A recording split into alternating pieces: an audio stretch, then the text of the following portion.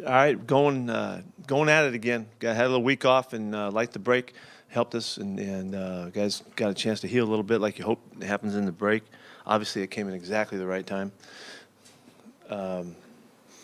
and we know that we have a terrific matchup. The way Atlanta's playing right now, they're on fire, and you can see it in their energy and the way that they chase the ball around on defense and play special teams. This is a fired-up team, and they have every right to be. They've been scoring and going crazy and getting their turnovers and the whole thing. So it's a really good championship matchup, and we're looking forward to it. You've talked in the past about wanting to help coaches become a head coaches if that's what they want. Why has that always been important to you to want to elevate guys and not just keep them here as assistants to help your team? Yeah, I've always been kind of for everybody to do whatever they want to do, and get whatever they can get out of their opportunities and all that. And sometimes you hope that they like it so much here they don't want to go. But when they do, I just want to make sure to give them every opportunity that I can, if I can help in some way. That's all. That's really the simple thought. And do you usually, is it something where you see in a coach really early on this guy's head coach material, or is it usually they develop and as they get to those elevated roles? It happens, however, some guys, they get handpicked, and other guys, are really aspiring to it. Guys have it in their background, so they want to go back again to do it. And I mean, there's all a variety of ways. I'd like to think that I'm looking to encourage guys, to help them get as far as they can get, and it's, I am mindful of that, and so I'm kind of have my eye on it. What stood out to you about Dan when he was an assistant here that you thought would make him a strong head coach?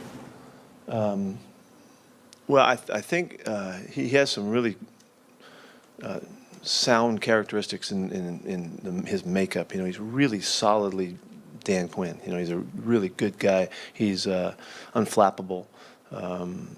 He's got a real discipline about him, and he presents himself to the players, and when he's in front of them or when he's coaching them or challenging them in a way that they get him and they understand him, and he makes sense to them, and he's a clear communicator, and so just everything about him is really clear and consistent, and you know who you got, and that's a really good trait, and guys can count on him, and they do.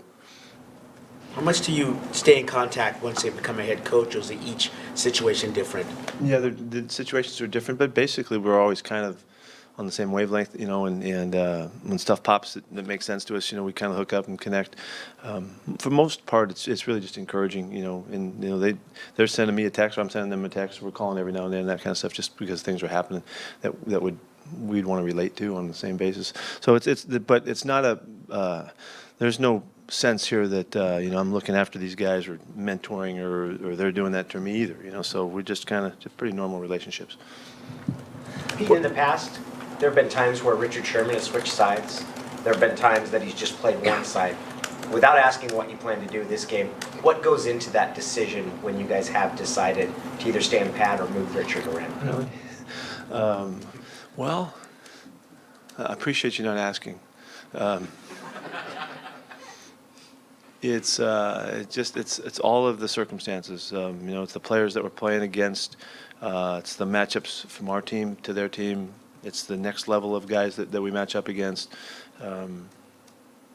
What's necessary in the game plan. There's just we just take a whole kind of a bucket full of thoughts, and then we decide what seems to fit best, and so.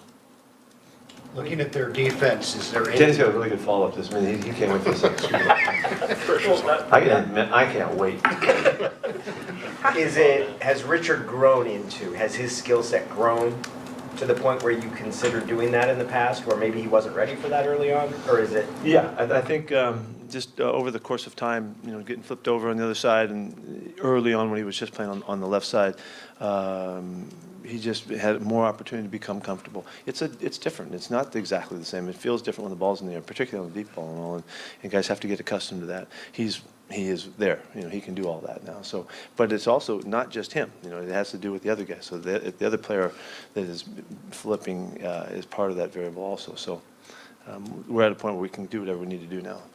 How is the domino effect? Oh, no, hang on a second. It's a follow-up to a follow-up. Go ahead. No, that's not good enough. I cut him off, so Yeah, I feel really go ahead, bad.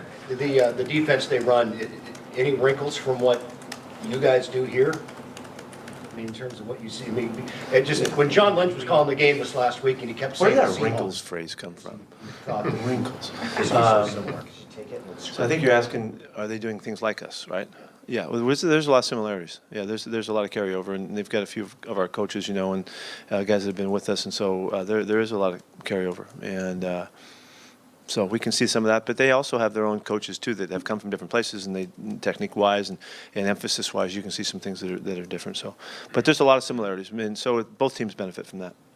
What is the domino effect when you put, We're through all that Yes. priority stuff here.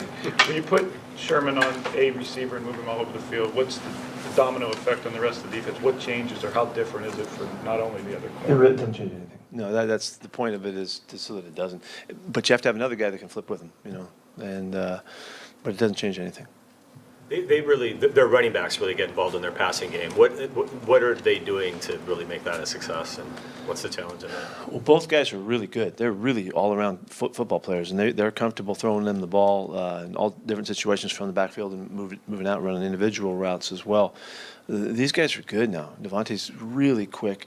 Tevin is showed just last week his versatility getting down the field, catching the football. So they've got to be really fired up about those guys, because they have a lot of stuff they can do with them, and we can't zero in on it because of that. And they're very fortunate. You coached Marcus Trufant when you got here. Looking at Desmond, are there some similarities between those two? Yeah, they're brothers. But yeah, the whole family can play football. I think Pops could play football too. They just have a knack. Really quick, really savvy, aggressive, real fast. I'd like to see that family race too. Not now. It wouldn't probably. Marcus might lose a little bit now, but it's a really speedy family, and they know how to play the game. He's a really good player. CJ Procise, you mentioned Monday he was going to have a test and things like that. Yes, he did. What are the results of the test? Will it impact? Well, we're going to see. He's going to be wearing a different thing on his hand today, and we'll see how that goes. And we're really just going one day at a time now. Pete, your defense this year, what have you looked at? What have you been most pleased by the way you guys have The consistency of the play up front, and I'll go back to the lousy fourth quarter of the Niner game. Was really the only outlier of all of the quarters we played. And that starts right up front. It starts right in the middle with Ruben and moving on through, our guys. And we've played really good, solid, consistent football. Most of the running game looks like it's from one game to the next to the next. And that's really hard to do. And it takes tremendous dedication and discipline by the guys to keep playing play after play after play like that. Because there's always the breakouts that get you, and they happen because you make mistakes. You try too much or try too hard. And our guys have been right in it. So it's a really good job of coaching. It's a good job of our guys playing with the right mentality, and then it's the sticking to it that I'm really fired up about, because that gives us a chance to count on something. You want to have those variables that you really can count on, and that's one of them so far. And we'll see how that goes. But the other end of it is, without that compliment, we wouldn't be worth a darn, and that's staying on top and making sure that the deep ball's not a factor. So it goes right from the beginning and then goes back to the back end, being consistent on eliminating the big play.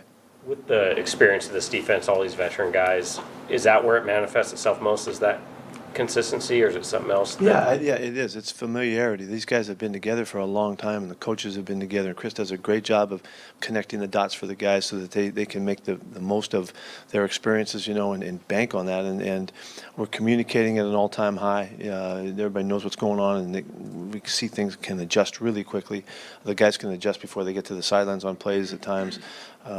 If we miss something, it's corrected immediately because they know that they were supposed to be here or there. So there's just it's a high level of communication that allows us to bank on the experience and carry it over. And then they got to practice it really well every week to make sure that we keep it sharp. And that's kind of what's happened so far. But we go out every week and we start all over again and see where we are, and that's what we'll do this week. How have the conversations among the defense, how do they sound different, or how are they different now than they were 3-4 years ago? To some degree, they're quicker to identify stuff, and one for sure. But to some degree, they don't have to say as much, and they understand, and it's pretty clear. And there's a lot of nonverbal communication. Everybody kind of gets it, and they understand what's happening. And that's just kind of the intuition that gets developed over time and experience and all that. So But they're just at a really high level of communication, and for the young guys coming in, there's a big separation, and they have to catch up, but it's a really good accelerator for them too to bring them along quickly. So it's everything's going in the right direction right now. Does Matt Ryan look any different, like from the playoff game a few years ago or anything like that? I mean, obviously he's off to a great start. But. He's off to a great start. He looks like the best that he's ever looked. But he's had a lot of years where he's been highly productive, and he's in that he's in that mode again. He's really going. Clicking with the receivers, the running game is sharp and clean. Their protections have been good, and their ability to keep him from. They move him a lot. He gets all over the place with their actions and stuff. So it's hard to zero in on him, and he's taking full advantage of it. He just looks like he's just on. He looks like he's as right as he's been. When you look at the first 4 games, what have you seen in the running game, and maybe some instances, things that have prevented you from having the success you want in running? Well, there's we have to get better in fundamentals. We are improving, and we can see that. There's been a little bit of a lack of consistency in it. And then there's also been a big element of Russell not being part of it as much, he looks great, and that's a great sign for us. The threat that he poses is always a benefit, and has always been a benefit to our running game. He's averaging 1 yard a carry right now. That's not the guy we know.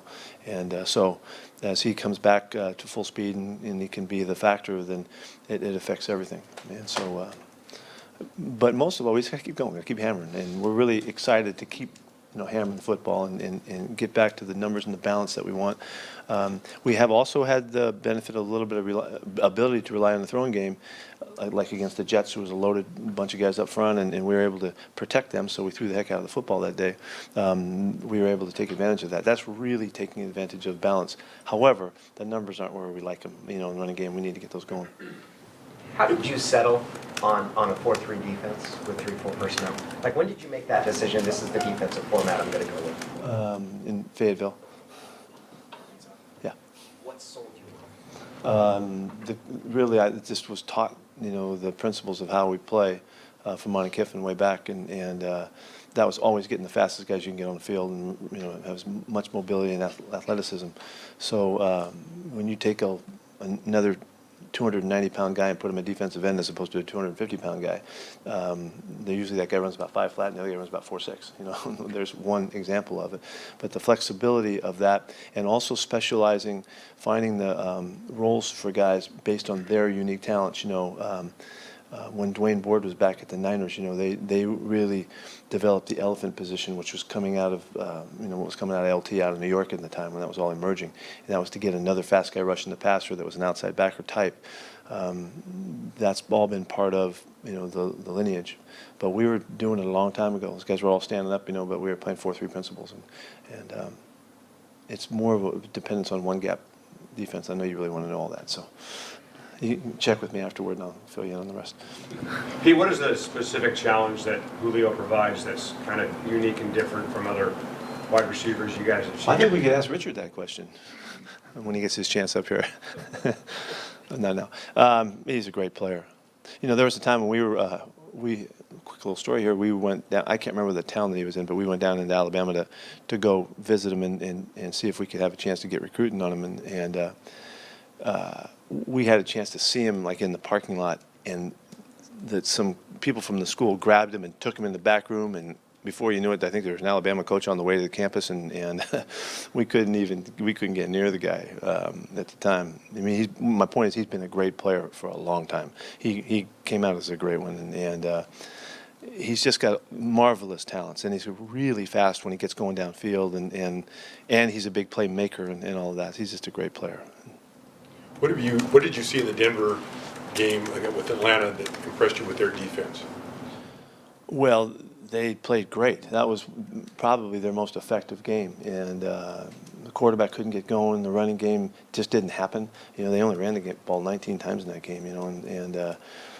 And the rookie quarterback had to throw it almost 50 times, So that the game just flipped in their direction, kind of the way they had hoped it would go, and it did, And so, they threw for 150 and ran for 70 or 80, whatever the heck it was. It was a really good, consistent game. The most impressive part about that is how they did that when they were hurt too. Atlanta was. They had some backers that were banged up, and they had to make some decisions to move some guys around, and for their coaches and the players to adapt to that with really kind of drastic circumstances. Had 3 or 4 guys that were banged up and couldn't play like they normally do. That was a great game for them. It was really impressive. How has Tyler Lockett kind of bounced back? He looks really good. He feels very good. Made a point hanging with him today, and we'll see how he gets through the week, of course. But he feels the best he's felt, and he's ready to kind of get out there and get running around and really get going. He's a little frustrated the last couple of weeks that he couldn't contribute more. Jaron Reed looks, is he kind of on track to come back? Yeah, he looks good.